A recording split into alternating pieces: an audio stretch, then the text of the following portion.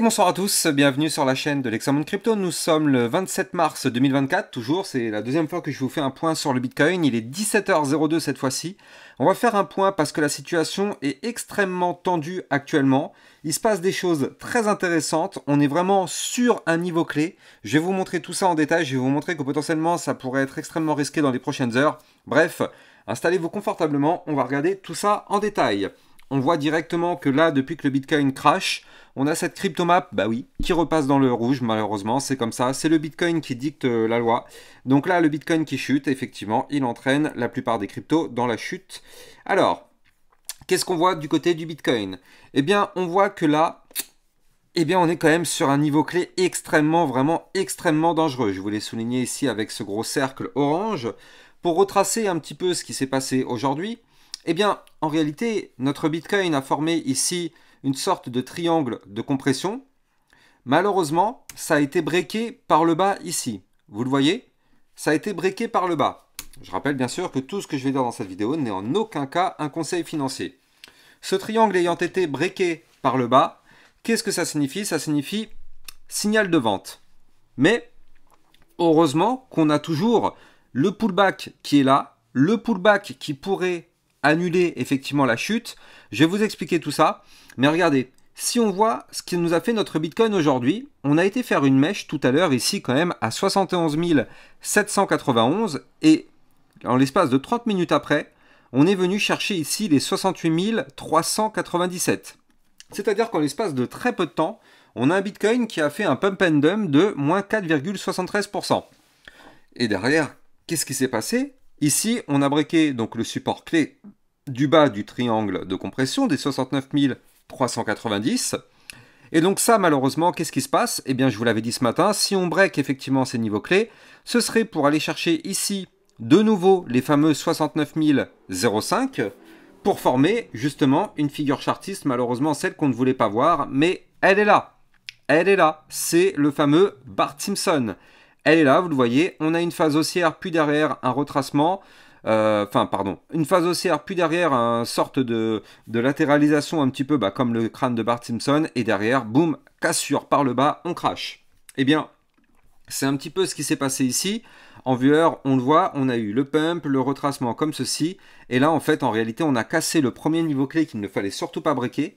On voit aussi d'ailleurs qu'on a breaké le deuxième niveau clé qu'il ne fallait pas breaker, les 69 005. Alors, c'est de la vue heure, mais en vue 4 heures, on l'a breaké aussi. Regardez ça. Ça sent pas très très bon. Alors, comme je vous l'ai dit, heureusement qu'il y a toujours le pullback. Notre dernier espoir, là, c'est le pullback. Donc là, on a breaké. Qu'est-ce qui se passe après avoir breaké des niveaux clés? On revient les tester. Donc ici, on voit qu'on a breaké un premier niveau clé ici. Et on a breaké notre gros support des 69 005 ici. Donc là, on revient tester les 69 005. Et là, on est en train de prendre la direction du pullback pour revenir retester le bas du triangle qu'on avait breaké aux 69 394 $. Donc là, on en prend cette direction. Maintenant, il faudra voir comment ça va se comporter. Parce que le pullback, il est là. Mais je rappelle que si malheureusement, il ne valide pas, c'est-à-dire que si on clôture sous le dernier point bas, 68 836 $, eh bien ça invalide le pullback. Et là, malheureusement, vous l'avez compris, pouf, je vais vous donner les targets baissières à venir, mais ça risque quand même de piquer. Par contre, si jamais notre pullback arrive à clôturer à l'intérieur de notre triangle de compression, c'est-à-dire ici au-dessus des 68 390 $, eh bien dans ce cas-là, ça voudrait dire qu'on réintègre le triangle par le bas, ce qui serait cette fois-ci très intéressant parce qu'en général, quand on réintègre une structure par le bas, c'est pour aller chercher le haut de cette structure et pourquoi pas tenter de la péter par le haut. Donc là, on espère vraiment que le pullback va se valider et on espère vraiment qu'on va réintégrer le niveau clé qu'on avait breaké ici par le bas pour pourquoi pas inverser la tendance. Mais si malheureusement on n'y arrive pas, ça pourrait être dangereux. Je vais quand même vous donner donc effectivement les targets à aller chercher en cas malheureusement de pullback invalidé. Donc prochaine target ici 68 511, target suivante 67 863, suivante 67 518 avant d'aller chercher les 66 956 $. Ça, ce sont les targets à aller chercher en cas malheureusement d'invalidation du pullback. Donc ça, on va surveiller de très très près ce qui va se passer. On croise vraiment les doigts parce que si le Bitcoin se met à chuter fortement, malheureusement, ça risque d'être un mouvement impulsif parce que je rappelle que ici, on avait des bandes de Bollinger resserrées en vue heure. Donc qu'est-ce que ça signifie? Eh bien, souvenez-vous, ce matin, je vous avais analysé le Bitcoin un petit peu plus longue durée et aussi plus court terme. Je vous avais dit qu'il fallait s'attendre à un mouvement très intéressant, mais surtout explosif. Et donc là, d'ailleurs, on y est, hein, parce que quand on regarde bien mes dernières vidéos que je vous avais faites, eh bien, c'était quoi? C'était Bitcoin mouvement imminent. Gros mouvement imminent. Alors, bien sûr, on aimerait tous que ce soit un mouvement bullish, mais attention, parce que je vous avais expliqué que ça pouvait être un mouvement bullish ou bear, on s'en fout, mais que le mouvement serait impulsif. Or, là, on a ces bandes de Bollinger resserrées, on a cette tentative de cassure des deux gros supports à ne pas perdre. Attention à ce que derrière, on n'ait pas un mouvement beaucoup plus impulsif à aller chercher les zones de support plus bas, comme je vous l'ai donné tout à l'heure, effectivement, à surveiller de très très près. Je rappelle aussi que les likes et les commentaires sont fortement appréciés. C'est grâce à ça, bien sûr, que ma chaîne YouTube est mieux mise en avant par les algorithmes de recherche de YouTube. Donc, je compte sur vous pour me donner un maximum de force. Donc là, du côté de notre Bitcoin, pour récapituler, donc déjà, il faut impérativement rester au-dessus des 69 005. Là, déjà, on voit qu'on galère, hein, notre pullback a l'air de galérer dessus. Deuxièmement, il faut impérativement réintégrer l'ancienne structure, donc c'est-à-dire réintégrer ici les 69 390 $. Et si on veut reprendre de la force, il va falloir breaker cette ancienne structure ici en breakant la résistance par le haut qui va se trouver ici à 70 021. En faisant effectivement ça, on pourrait se relancer et aller chercher des points plus hauts, effectivement. Mais là, pour l'instant, attention, nous sommes plutôt dans une configuration pullback pour retester si la chute va être plus violente ou pas. Attention à ça, soyons extrêmement prudents. On le sait, dès que le Bitcoin chute, le marché crypto chute et chute lourdement. Attention à ça. On va en profiter d'ailleurs pour faire un petit point sur quelques crypto-monnaies. Hein. Tant qu'à faire au passage, c'est toujours ça de prix. Allez, on va jeter un petit coup d'œil sur la crypto Fetch. Alors, la crypto Fetch, elle, pour l'instant, c'est bien parce qu'elle a réussi à breaker son range par le haut. Elle a même été breaker sa résistance clé des 3,1327. D'ailleurs, je rappelle le Fetch, moi sur ma chaîne YouTube, je vous en avais déjà parlé depuis quelques temps. Et d'ailleurs, je rappelle aussi que hier, je vous avais fait une vidéo concernant les crypto-monnaies de l'intelligence artificielle. Elle était là, cette vidéo. Elle est où? Elle est là, voilà. Hier midi. Donc du coup, pour tous ceux qui sont intéressés par les crypto IA, donc notamment le Fetch, le RNDR et tout ça, je vous les analyse 1 à 2 fois par semaine. Et pour tous ceux qui sont intéressés par la crypto Océan Protocol, je vous ai fait une vidéo ce midi. Donc n'hésitez pas d'aller la voir, elle est extrêmement intéressante. Donc bref, sur mon Twitter officiel, vous l'avez compris, c'est une mine d'informations pour vous. Je vous diffuse plein d'informations, plein d'alertes. Et surtout, je vous remercie énormément parce que là, au mois de mars, vous avez été 4000 nouveaux abonnés à rejoindre ma chaîne YouTube. C'est juste incroyable. Incroyable, 4000 personnes en un mois, mais vous êtes des fous. Franchement, c'est incroyable. En tout cas, merci à vous de la confiance que vous m'accordez. Merci à vous parce que franchement, ça fait vraiment, vraiment plaisir. Et merci à vous à chaque fois pour tous vos messages de force et de soutien. Je lis quasiment tous vos commentaires, même si j'ai pas forcément le temps de répondre à tout le monde, mais au moins, je les lis. Allez, retournons sur notre analyse technique. Donc là, du côté du Fetch, eh bien, là, malheureusement, on voit qu'on tente de repasser en dessous de la zone de support des 3,1327. Donc, c'est de la vue 4 heures, donc on va voir où est-ce qu'on va clôturer. Mais je rappelle que pour l'instant, on avait breaké ici un range, donc cette grosse boîte violette qui est là. Et on n'est pas encore revenu le retester, ce range. Donc, il est possible que si le Bitcoin continue de cracher, le Fetch chute pour revenir chercher le support, donc c'est-à-dire les 2,8974, qui serait pourquoi pas une belle zone de rebond. Par contre, si on arrive à breaker le dernier point haut ici, 3,2074, on a le fait qui risque de reprendre de la force. Donc là, à surveiller de très très près. On va regarder la crypto AGIX parce que celle-là, j'en avais parlé il n'y a pas très longtemps non plus. Je vous avais dit qu'elle était à surveiller de très très près. Et oui, c'est bien le cas. AGIX à surveiller de très très près. Et pourquoi? Eh bien parce qu'en fait, regardez ça. On a formé ici un très très très joli mouvement haussier. Donc ça, c'est bien. Puis derrière, on a formé ici un retracement sous forme de canal descendant. Et derrière, en fait, on pump. Ça, c'est ce qu'on appelle un bull flag. Maintenant, est-ce que le pump est terminé?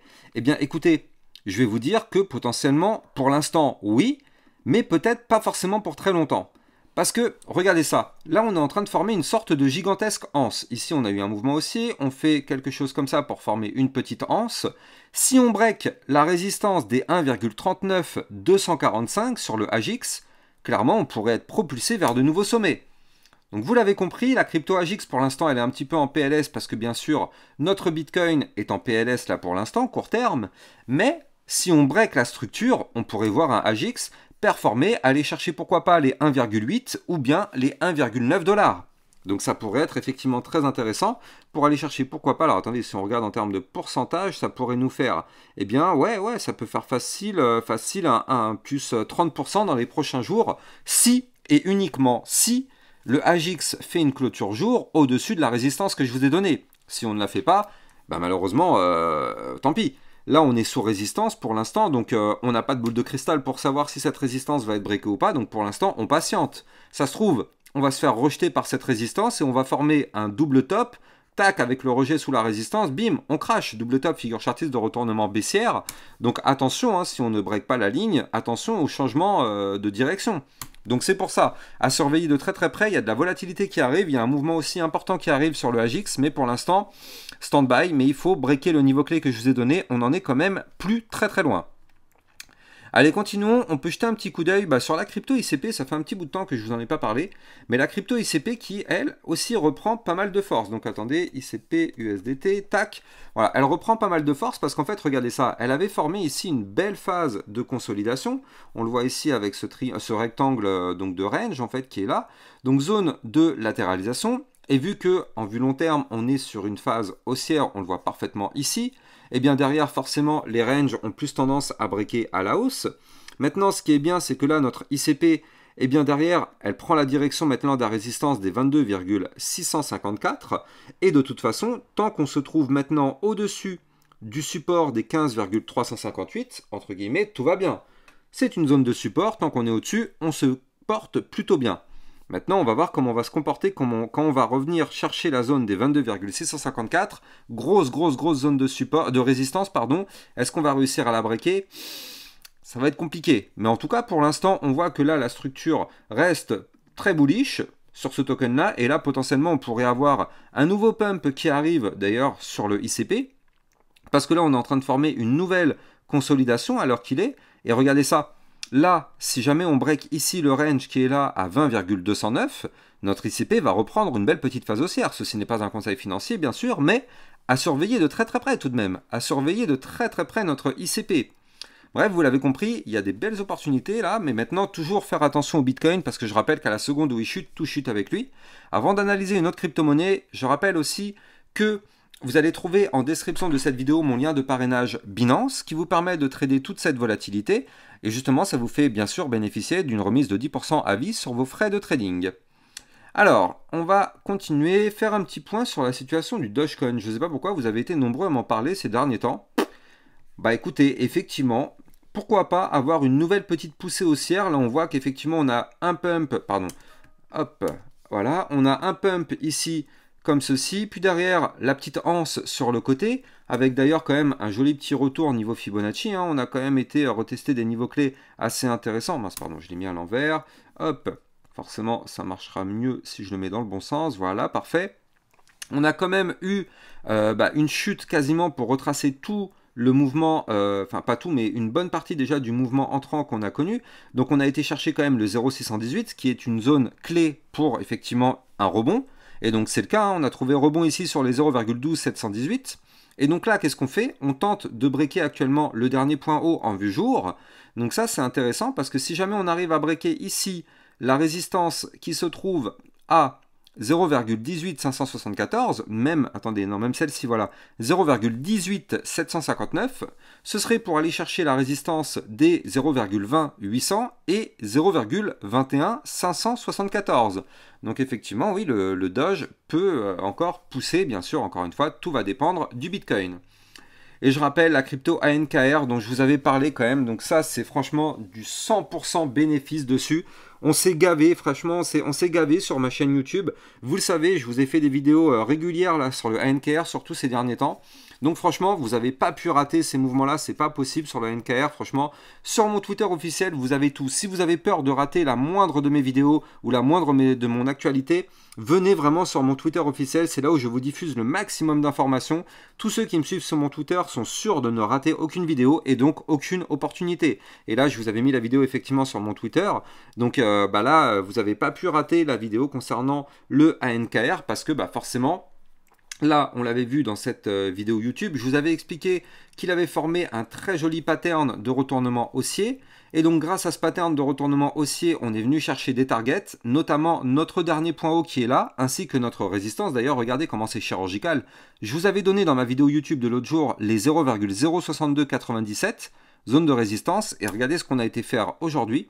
On a été faire une touchette ici sur cette résistance. Pour l'instant, il y a rejet. Pire que ça, on n'arrive pour l'instant pas à breaker le dernier point haut qui est ici à 0,05849. Donc il faut impérativement breaker à minima ce dernier point haut si on veut poursuivre la hausse. Si malheureusement on n'arrive pas à le breaker, ça voudra dire qu'on aura formé un point bas, un point haut plus bas que le précédent. Donc c'est pas hyper bon signe quand même. Donc c'est pour ça que sur le ANKR, on veut impérativement une clôture jour au-dessus du dernier point haut des 0,05849 pour prolonger, pourquoi pas, ce mouvement haussier et aller chercher des targets beaucoup plus hautes. En target, je vous avais donné effectivement donc les 0,06297, puis les 0,07227. Maintenant, si vous voulez tout le détail sur le NKR, n'hésitez pas d'aller regarder ma vidéo qui date d'il y a 2 jours. Je vous l'ai analysé en long, en large et en travers, long terme et court terme. En tout cas, j'espère que vous avez kiffé cette vidéo. On croise les doigts pour que notre Bitcoin se mette pas trop à chuter, parce que là, franchement, ça fait quand même mal. D'ailleurs, je vois que, en fait, je dis ça, mais il chute. Il chute, là, on est maintenant à 68 000 $. Donc, ouais, ça continue de chuter, regardez ça. Donc, attention à ça, on espère que ce sera pas trop violent. On voit que le pullback n'arrive pas à se valider, comme je vous l'avais expliqué tout à l'heure. Donc, attention à ça. De toute façon, je vous ai donné les niveaux de support sur le Bitcoin. Donc là, on a tout sous la main. Allez, j'ai plus qu'à vous souhaiter une excellente fin de journée. Je vous donne rendez-vous demain matin à 8 h pour une prochaine vidéo. Ciao, ciao!